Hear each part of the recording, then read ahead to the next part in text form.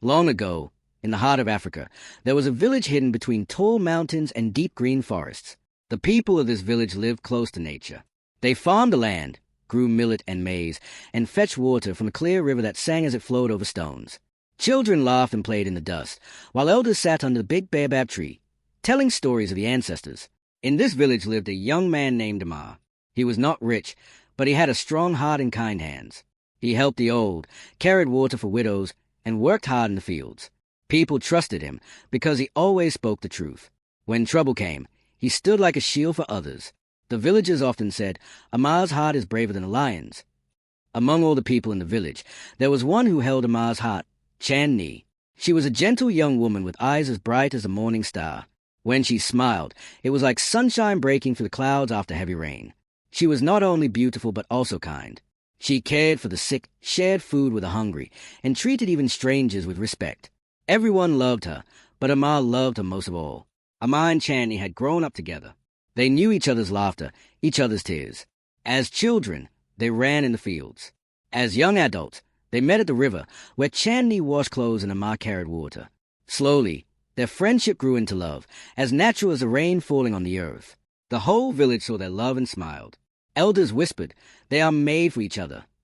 Women teased Chandni, saying, "Soon you will wear the red bridal cloth." Men clapped Amar on the back, saying, "Take care of her well, for such a woman is a blessing." Amar made a promise to Chandni. One evening, as the sun sank behind the hills and painted the sky red, he said, "I will protect you, Chandni. Nothing will take you away from me. Even if danger comes, I will fight for you." Chandni's eyes shone with trust. She believed him with all her heart. Together, they dreamed of marriage, of a small hut with a garden, of children running and laughing. Their love was simple, but strong. It gave them hope for tomorrow. Yet, far away in the shadows of the same village, something dark was watching them, waiting to strike. The seasons changed in the village. The rains came, filling the river and making the earth green again. The farmers planted seeds, and the women sang as they worked in the fields. In the middle of this life stood Amar and Chandni, their love growing like the crops that pushed up through the soil. Amar was a hard worker. Every morning, before the sun rose, he went to the field with his hoe on his shoulder. He worked until sweat ran down his back. Chandni often came with food for him, a calabash of water, and a smile that gave him more strength than food ever could. The villagers watched them with joy. To them, their love was like a lamp that lit the whole community. But love is never hidden for long. One evening, as they sat near the river, Amar took Chandni's hand. The water glowed gold in the light of the setting sun. He looked into her eyes and said, "Chandni, you are my life. I promise before the river, before the mountains, and before the ancestors, that I will protect you. Nothing, no shadow, no evil, will ever take you from me." Chandni's heart was full. She answered softly, "And I promise you, Amar, my love will never leave you. Even if the winds blow, even if the earth shakes, my soul will remain with yours." Their words were simple, but they carried the weight of eternity. At that moment, it was as if the spirits of the ancestors bent low to listen, as if the river itself stopped to hold their promise in its flowing memory. The elders of the village began to prepare for their wedding. The women chose a red bridal cloth for Chandni, for red was a color of joy and new beginnings. The men spoke with Amar, giving him advice on how to build his hut, how to lead his family, how to guard his wife. Everywhere, there was excitement. The sound of drums and laughter filled the air. Yet, far away, in the dark hut of the evil priest, another sound stirred. Bad Lucifer, the cursed priest, sat with his friend Cain Block. His eyes burned with envy. He had seen Amar and Chandni together. He had heard the villagers celebrate. His heart was filled with poison. He whispered, "If I cannot have her, no one will." Thus, while Amar and Chandni dreamed of love and a bright future, a shadow was waiting. Their promise was strong, but fate was already weaving a darker path for them. In the same village where joy and laughter grew, there was also a shadow. That shadow was a man named Bad Lucifer, the priest of the village shrine. Many years ago, he had been chosen to serve the spirits, but greed had entered his heart. Instead of blessing people, he used his power for himself. The ancestors grew angry with him, and he was cursed. The curse was heavy and frightening. Whenever he saw a bride dressed in red, he turned into a terrible monster. His body grew tall and twisted, his eyes burned like fire, and his teeth shone sharp like iron. This curse was hidden from most villagers, but whispers passed from elder to elder. Some said, "Do not trust him. His heart is darker than night." Yet no one dared to speak loudly, for he was still the priest, and fear kept many silent. Beside him was a companion, a cruel man called Cain Block. Cain was not cursed like Lucifer, but he had chosen evil. He enjoyed watching pain. He laughed at sorrow and followed the priest like a shadow. Wherever bad Lucifer walked, Cain Block was close, feeding his anger and whispering wicked words into his ear. Lucifer had always hated Amar. The young man's honesty and strength were like light that burned his darkness. When Amar walked through the village, people smiled. When Lucifer appeared, people bowed in fear. This difference filled him with jealousy. And when he saw Chandni, gentle and pure, a dangerous fire rose in him.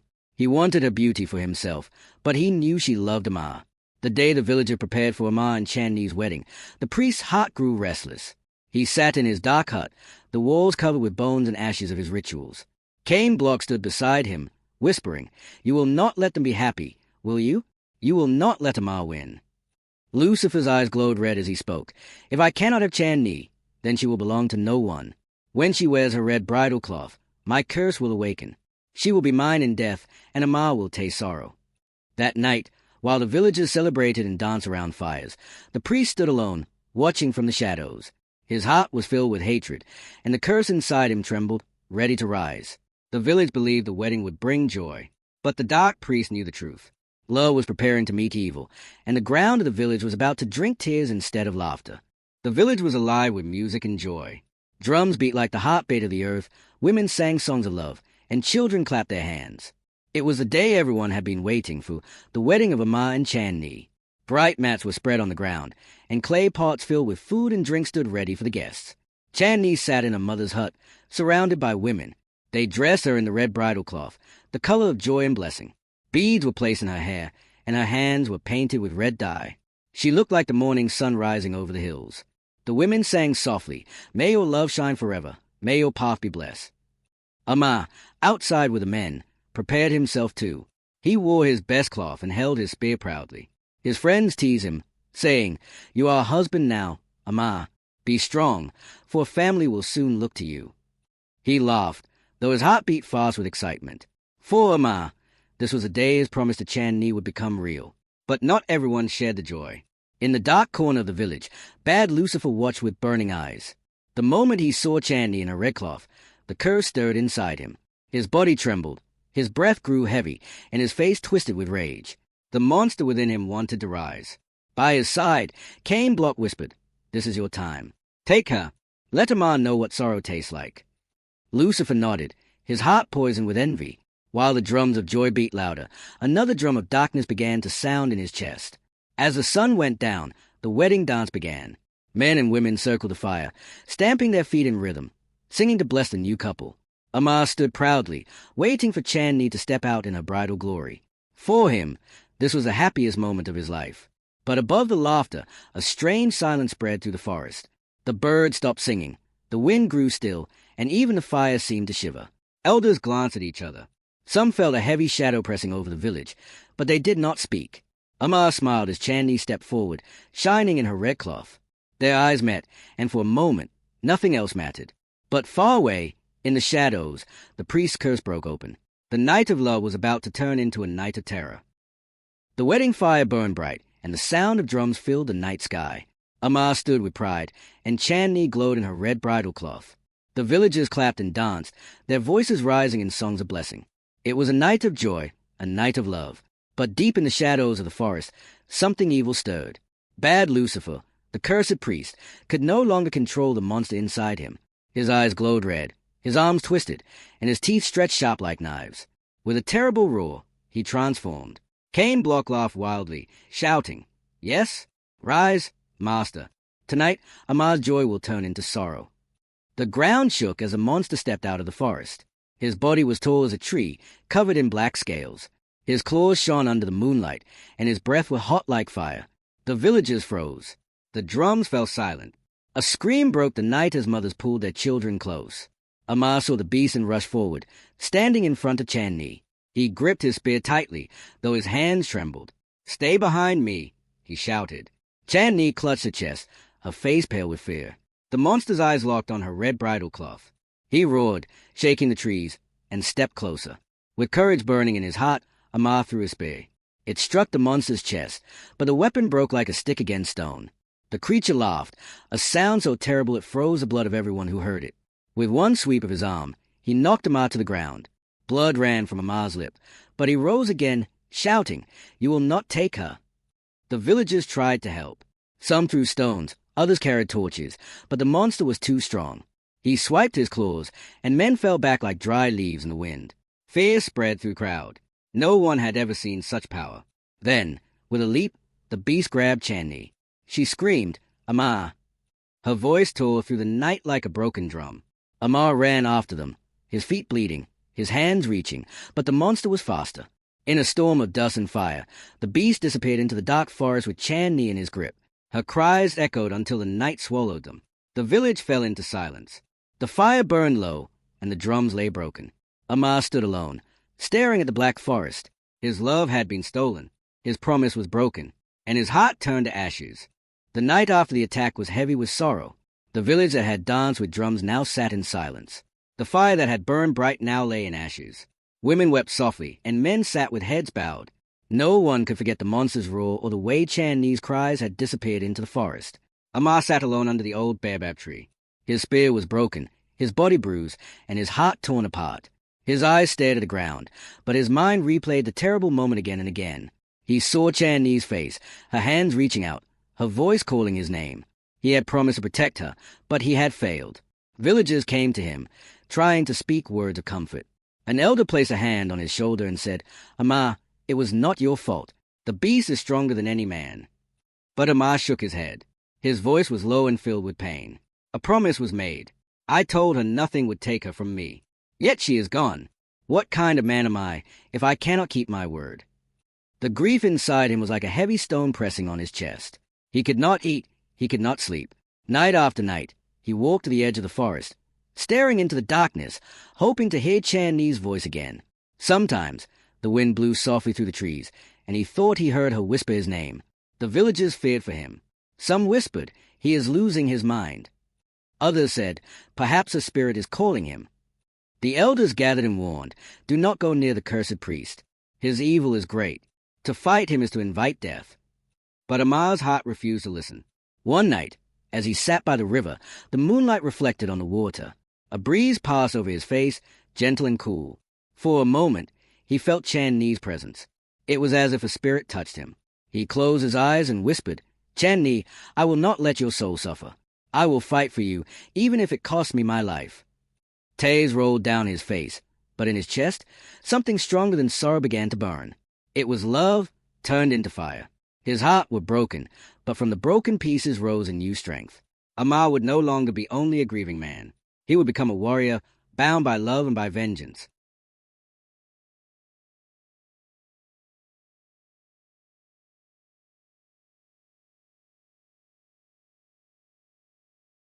The morning sun rose over the hills, but its light did not bring peace to the village. Instead, it fell on faces filled with fear. Women carried water from the river in silence, and men sharpened their tools without speaking. The shadow of the monster still lay heavy on everyone. But in the middle of this silence, Amar stood tall. His eyes no longer looked broken. They burned with a new fire. He had spent many nights in pain, but now he was ready. His love for Chandni had changed into something stronger, an oath. That morning, he gathered the villagers beneath the great baobab tree. The drums were silent, but the people came, curious to hear his words. His voice was firm, carrying across the crowd. "My brothers, my sisters," Amar began, "we have lived too long in fear. The monster has stolen many brides. It has taken Chandni, the light of my life. But I will not remain silent. I will fight." The crowd murmured. Some shook their heads in fear. An old man said, "Amar, no man has ever defeated the beast. It is cursed. It is stronger than us all." Amar's eyes shone with determination. No curse is greater than love. No monster is greater than a heart that burns with courage. I may die, but I will not bow. I promised Chandni I would protect her, and though her body is gone, her soul still waits. I will bring her peace. His words touched the people. A young man stepped forward and said, "Amar, I too lost my bride. She was taken on her wedding night. If you fight, I will fight with you." Another villager followed. "And I, the monster stole my sister. I cannot sit and do nothing." One by one, men came forward, their voices rising with courage. They had lost wives, sisters, and daughters. Amar's fire had spread into their hearts. The women of the village also stepped closer, their eyes wet with tears. An old mother lifted her hands and blessed Amar. "Go, my son. May the spirits guide you. May your love give you strength."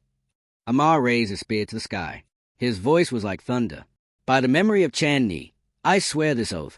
I will not rest until the beast is destroyed. I will fight with all my strength, and I will not stop until our people are free." The villagers shouted together, their voices shaking the ground. For the first time in years, fear was replaced with hope. Amar had become more than a grieving man. He had become the leader of a battle, a hero born from love and sorrow. The news of Amar's oath spread quickly from house to house, from hut to hut. Children whispered it, women repeated it at the wells, and men spoke of it in the fields. For the first time in many years, the villagers felt a spark of hope. They had always lived under the shadow of the monster, but now someone had dared to rise. Amar did not wait. He began moving from one village to another, carrying his fire with him. Wherever he went, he spoke the same words. "The beast has stolen enough. Too many brides, too many sisters, too many daughters have been lost. It is time to fight." Some men trembled and shook their heads. They remembered the stories of the monster's strength. "We cannot win," they said. "It is too powerful." But Amar never argued with anger. He looked them in the eyes and said softly, "Yes, it is powerful, but we are not weak. We are many, and together we are stronger than one beast." Slowly, his courage spread like fire in dry grass. A farmer lifted his axe and joined him. A hunter brought his bow and arrows. A blacksmith carried heavy iron rods. Each man brought what he had, not for himself, but for the memory of those they had lost. By the end of 7 days, Amar was no longer alone. Behind him walked a line of men, hunters, farmers, smiths, even young boys who refused to hide in fear. They called themselves the Brothers of the Oath. When they returned to the village, the people were amazed. Drums beat again for the first time in many seasons. The women sang songs of courage, their voices rising into the night sky. Hope, which had once been dead, was alive again. But Amar did not let them celebrate for long. He gathered the warriors in the open field. "This fight will not be easy," he said. "The monster is not only strong in body but also in spirit. It carries the darkness of many years. If we are to win, we must stand as one. No man must run, no heart must turn weak." The warriors struck their weapons against the ground, their voices rising together. "We will not run. We will not bow." That night, under the moonlight, Amar sharpened his spear. His heart was heavy, but his hands were steady. He looked toward the dark hills where the monster lived. His love for Chandni filled him with strength. Tomorrow will be the beginning of the great hunt, the moment when courage would face fear. The morning came with a strange silence. The birds did not sing, and even the wind seemed to hold its breath. Amar stood at the edge of the village, his spear in hand, his eyes fixed on the faraway hills where the monster lived. Behind him stood the warriors, farmers, hunters, and smiths, each carrying a weapon made with hope and courage. The women of the village came forward with bowls of water and marked the warriors' forehead with dust and ash. "Go with courage," they said. "Do not return with fear." Children watched with wide eyes, some too young to understand but old enough to feel the heavy moment. Amar raised his spear high. "Today we march," he said, "not only for our lost sisters and daughters but also for the life yet to come. If we fall, let it be known we fell standing." The warriors roared together, their voices echoing through the fields. With steady steps, they began their march toward the dark hills. As they walked, the land seemed to change. The green of the fields faded, the air grew heavy, and the sun hid behind thick clouds. The path was narrow, filled with rocks and thorns, but no one turned back. Every step was a step away from fear and a step toward destiny. At night, they stopped near a river. The men lit small fires, but even the flames seemed weak in that land of shadows. Amar sat alone, sharpening his spear again. His thoughts wandered to Chandni. Was she still alive? Did she cry for him? Or had the monster already taken her soul? His chest burned, but he did not let tears fall. One of the younger men came and sat beside him. "Amar," he whispered, "are we truly strong enough? What if the beast kills us all?" Amar looked at the boy and placed a hand on his shoulder. "Listen to me," he said. "Courage is not about knowing you will win. Courage is about standing even when fear tells you to run. If we fight together, even death will not shame us." The boy nodded, his heart steadier. The next morning, They reached the foot of the dark hills. The trees were twisted, the ground was black, and no bird flew above. It was a place where light had long been swallowed. Amar raised his spear once more. "This is the monster's home," he said. "From here, there's no turning back." And with that, the warriors entered the land of shadows, their hearts beating like drums, ready to face the beast that had stolen so much from them. The warriors entered the dark hills with heavy steps. The air smelled of smoke and rotten earth. Strange cries echoed from the caves, as if spirits were warning them to turn back. But Amar kept walking, his spear shining in the dim light. His heart beat faster with every step, for he knew the end was close, either his death or his victory. At last, they reached the mouth of the great cave. The rocks were black, and the ground trembled as if something inside was alive. Suddenly, a deep roar shook the hills, and from the darkness, the monster appeared. Its eyes burned like fire, its body was covered with scales, and its claws scraped the ground with a terrible sound. The warriors froze for a moment, fear rising in their chests. But Amar stepped forward. "Monster," he shouted, "you have taken our sisters, our daughters, our peace. Tonight you will take nothing more." The beast roared again, louder than thunder, and rushed at them. The ground shook as it came. The warriors lifted their spears and swords. The battle began. The monster struck with its tail, throwing 2 men to the ground. Others stabbed at its legs, but the scales were hard like iron. The beast howled in anger, breathing fire that lit the trees. Men screamed, but they did not run. They fought as one. Amar leapt forward, striking his spear at the beast's chest, but the weapon bent against the scales. The monster knocked him back, and he fell to the ground, his body shaking with pain. For a moment, the warriors thought their leader was lost. But Amar rose again, blood on his lips, eyes burning with determination. "Do not fear," he cried. "Strike at the eyes. Strike where it is soft." The warriors listened. Together, they threw spears toward the beast's face. The monster screamed as one spear struck its eye. It shook its head wildly, blinded on one side. This gave them hope. Amar, with all his strength, climbed onto a rock. He remembered Chandni's smile, her gentle voice, and her tearful eyes the day she was taken. That memory gave him the power of 10 men. With a final cry, he jumped from the rock, his spear aimed at the beast's other eye. The weapon struck deep. The monster roared, thrashing in pain. Blind and furious, it stumbled and struck the rocks around it. The cave walls shook, stones fell, and fire burned its own body. With one last cry, the beast collapsed, its roar fading into silence. The warriors stood in shock. The monster, the terror of their land, was dead. But Amar did not smile. He ran into the cave. In the darkness, chained by heavy iron, were the missing women, weak but alive. Among them was Chandni. Her face was pale, her hands thin, but her eyes shone when she saw him. "Amar," she whispered. He broke her chains with his sword and held her close. Tears filled his eyes, but his heart felt light at last. When they returned to the village, people gathered with shouts of joy. The men sang, the women danced, and the children laughed. No longer would fear rule their nights. Amar and Chandni stood together, side by side, as the people hailed them as heroes. The land was free. Love had survived. And the story of their courage would be told for generations as a tale of hope, unity, and victory.